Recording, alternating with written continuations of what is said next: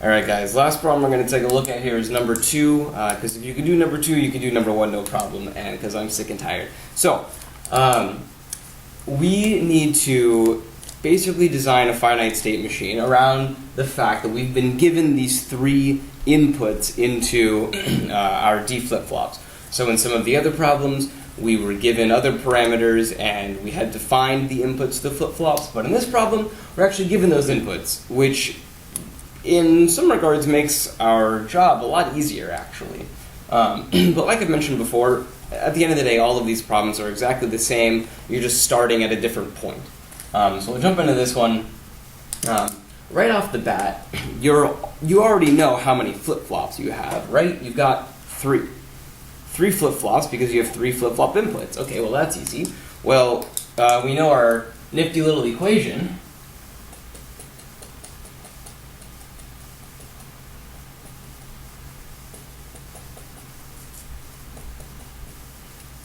Right?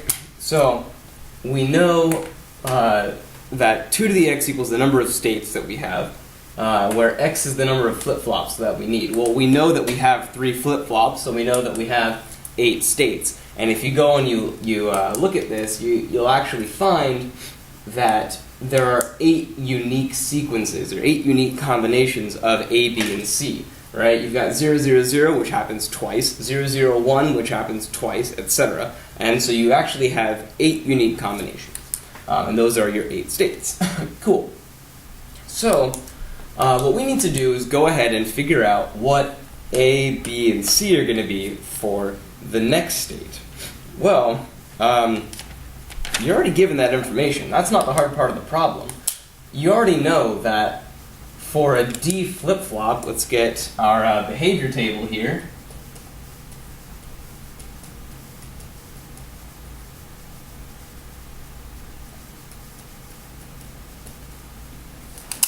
You already know for a D flip-flop that on the falling edge of a clock cycle, your next state output just equals what your present state output was, and on the rising edge of the clock cycle, your next state output just equals whatever your input currently is.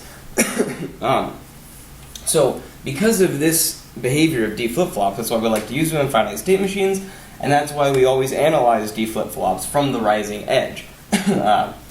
We know that on the rising edge, the rising edge is the only place where action is going to take place in this circuit, right? On the falling edge, the flip-flop just keeps doing what it's doing, right? But on the rising edge, that's where you actually have the opportunity for something to change. And if you need to be convinced of that, you should go back to, I believe, homework 7, where you had to do a bunch of different timing diagrams for a positive edge trigger, a negative edge trigger, to flip D flip-flop for a D latch, and whatever. And what you see is that the only time anything happens for a D flip-flop is on the rising edge. So that's why we care so much about that. So we know that on the rising edge, the input and the next state output are the same. So if that's the case, on the rising edge, the input, which is what these equations are that you've been given, will equal the next state output. So your next state is just going to be these equations. So DB and DC are pretty easy, right? They just mimic A and B, so this will just be like 2, 4, 6, 7, 8.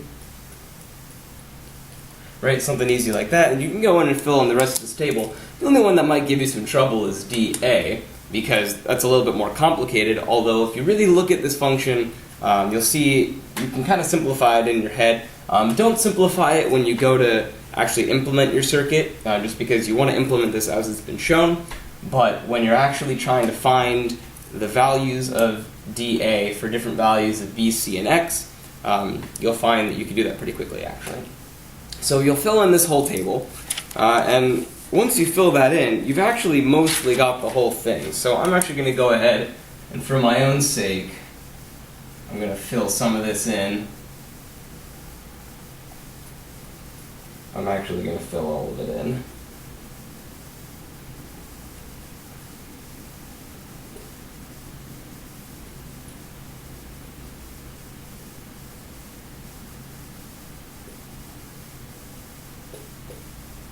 Okay, so now the way you want to go about this, you're told to, let's see, derive the state table. Cool. This is the state table. So we just saw that was super easy to do. He asked for the logic diagram of the circuit. That's week 2 stuff, right? You've known how to take a function and draw a logic circuit diagram. The only slightly complicating factor here is the fact that when you're dealing with these D flip-flop circuits,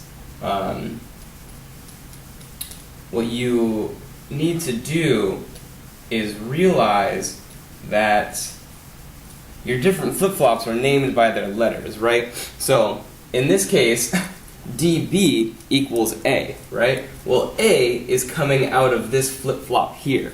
And it's not uncommon to see something like, oh, we're going to feed B prime back here into an AND gate with, something else and then feed that in. So don't be alarmed if you see some feedback happening. It's pretty common for memory circuits.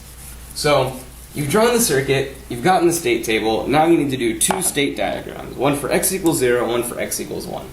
Well, what does that mean? The way that I like to think about it is you guys have been lucky enough to not need to do K-maps in more than 4 variables. When you start getting into more than 4 variables, your K-map actually becomes 3-dimensional. And I personally have enough trouble trying to wrap it around in 2 dimensions. Trying to fold a 3-dimensional figure back in on itself is just a nightmare. So when you get to a 5-dimensional K-map, or to a 5-variable K-map, what you end up doing actually is you have 2 4-variable K-maps.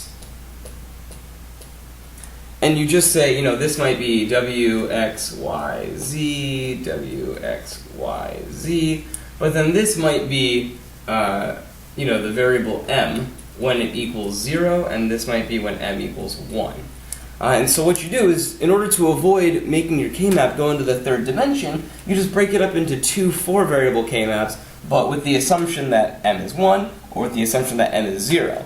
And then when you go to come out with your minterms and everything, every single minterm has the extra term of M prime, or every single minterm has the extra term of M, because M always equals 1, or M always equals 0. So that's what we're doing with this state diagram, is, yeah, we could have this disgusting, really awful, difficult state diagram, and it would be one diagram, but we're going to make your lives easier, and we're just going to tell you, just do it in 2, so that they're much nicer. So, the first thing that we want to do here is say, okay, for this state diagram, x equals 0. Cool. So now that we know that x equals 0, we have just limited ourselves to half of this table. Remember I said that you only have 8 unique combinations, but every single unique combination happens twice. Well, that's because x takes on 2 values, right?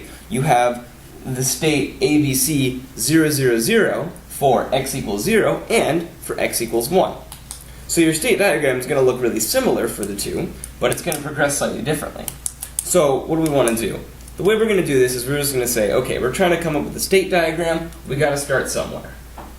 I've got my first state, all right? And you know what? I'm just going to call it 0, 0, 0.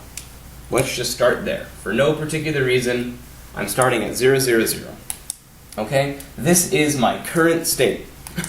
So now I need to see, what's my next state? Well, if my present state is 0, 0, 0, my next state is 1, 0, 0. Now notice there are 2 options here for your present state, right? But we only want the one where x equals 0. So we say, all right, 0, 0, 0, x equals 0. My next state is 1, 0, 0. Okay? So then I say, all right, I'm in 1, 0, 0, and x equals 0, right? So 1, 0, 0, x equals 0. My next state is 1, 1, 0.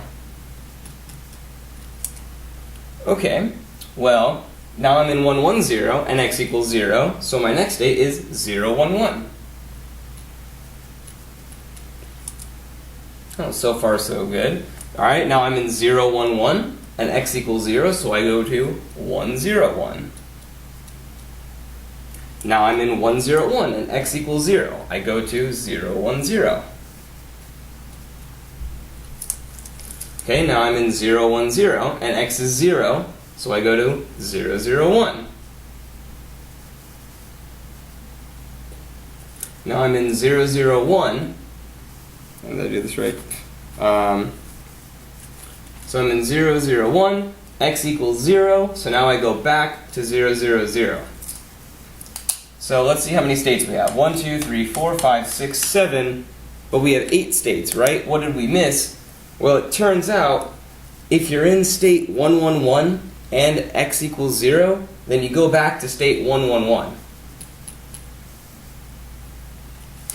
So, yeah, we better hope we don't get in the state 1, 1, 1, because if we do, we ain't getting out. But that's how your circuit works. Now, we saw with other finite state machines, we had to put, weird values here and stuff to mark each transition to show how that transition would occur. But notice, whenever we did those transitions, it would be something like this, right? It would be your input slash your output. Well, we don't have an output here, right? So we don't need that. But then every one of these will just be marked 0 because our input is 0 for all of these. We've already specified that it's 0. So you don't need to put any markers on each of these arrows. Cool. So if you understood how to do that, do the exact same thing for x equals 1, except instead of looking at x equals 0 in the input column, you're only looking at x equals 1. And that's the whole problem. And if you understood how to do that, it's exactly the same thing for number 1.